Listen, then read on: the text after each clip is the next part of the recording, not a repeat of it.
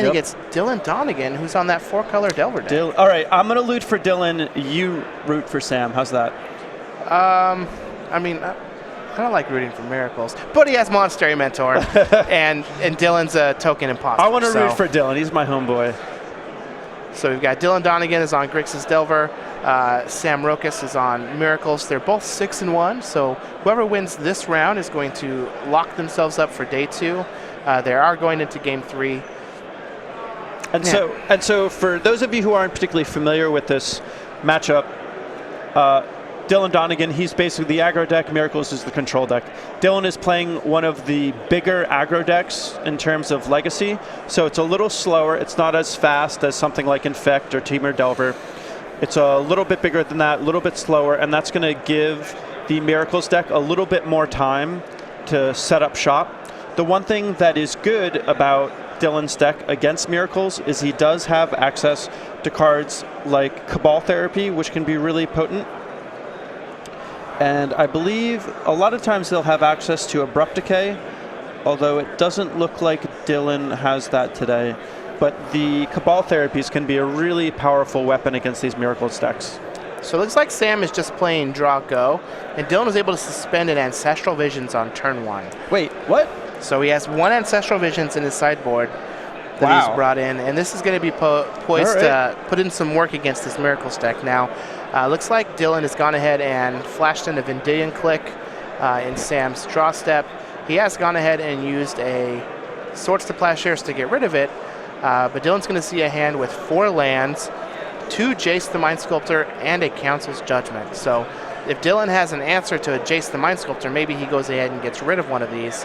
Looks like he has a Force of Will and a Daze, so I might even just let him keep the Jaces. He just Daze one, force the other. Yeah, he's likely just going to play them on 4 and 5. He even has a Wasteland, so he can try and keep him off it if he wants to. Yeah. So it looks like Dylan's just going to let him keep all of those cards. Sam's going to play a Flooded Strand and pass it back. That Ancestral Vision is going to tick down to 1 counter. Dylan's going to draw for his turn. It looks like he's going to play a Misty Rainforest. It's the only land that he has.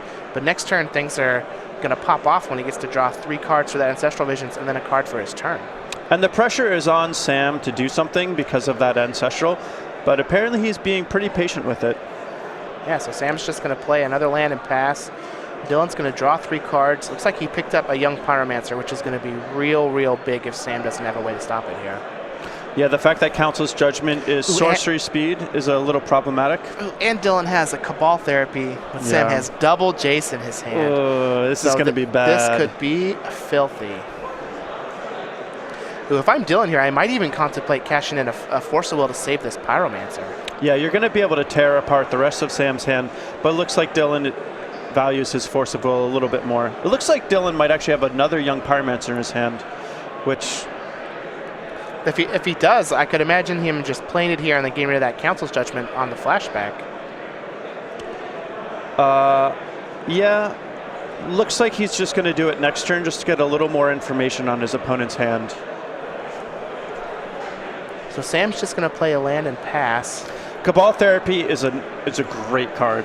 Definitely one of my favorites. When Treasure Cruise was legal, I was on the Grixis Delver deck for a little while and we just played 4 main deck Cabal Therapies because we just wanted to fire everything off. Yeah, Cabal Therapy has... so good. It's been like the one card that gave me a lot of trouble when I was playing the Omnitel deck. Yeah. So Dylan's going to go ahead and take that Cancel Judgment out of Sam's hand, leaving him with a Flooded Strand and a Tundra. He is firmly in the driver's seat here. Going to cash in. And I was on Team Dylan, but Team Dylan is looking really good in this situation. Dylan has a bunch of cards. He already cashed in Ancestral Visions. His Cabal Therapy was a 3-for-1, I believe. I mean, on top of making Elemental tokens. Right. And Sam Roukas, he's got just a bunch of lands. So Sam's going to go ahead and drop down to 19, cracking some of his fetch lands. He does have a Monastery Mentor, but this is going to get Lightning Bolted, and this is not going to be... Oh, and there's a Brainstorm flipping this Delver of Secrets. Ugh. Sam is going to be dead soon. Sam is a really good player. For those of you who aren't familiar with him, I've played him in Standard, and he I played him once and he was playing a Sphinx's Revelation control deck. Played him again and he was playing Esper Dragon's control. So just a dedicated control player. Don't want to give your secret out, Sam, but if anyone faces you, they can expect you to be playing control.